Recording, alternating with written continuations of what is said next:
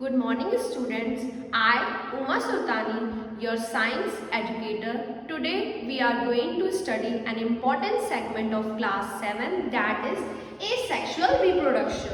Is a process in which new plant is developed from the vegetative part of the plant. It means we can develop new plant from the single parents. It can be done by two ways: natural way and artificial way. Natural propagation. Natural propagation can be done by following ways.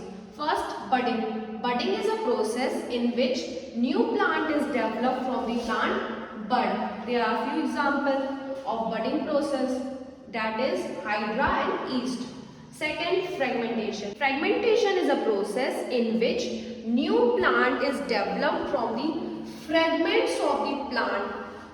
Some example of fragmentation are Spirogyra. Spore formation. Spore formation is a process in which new plant is developed from the spores of the plant. Example, fungi and ferns. There are some another ways of natural propagation, that is by their stem, by their roots and by their leaf. In some plants, plant modify their stem, roots and leaf for the propagation purpose. Some example of plant that modify their stem for the propagation are potato tuber. In potato plant, the whole potato has their eyes which can develop into new plant.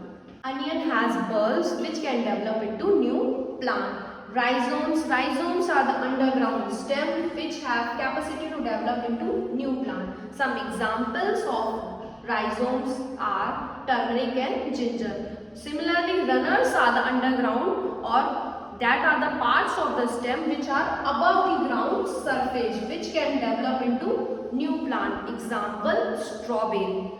Some plants modify their root to develop into new plant. Example, Dahlia. Some plants modify their leaf to develop into new plant. Example, Bryophylla. Artificial propagation is a process in which human practices on the plant to develop new offspring. Some process by which we can develop new plant by artificial means are cutting. Cutting is a process in which we cut the plant part and after some time it develops into new plant. Some examples are rose and sugar cane.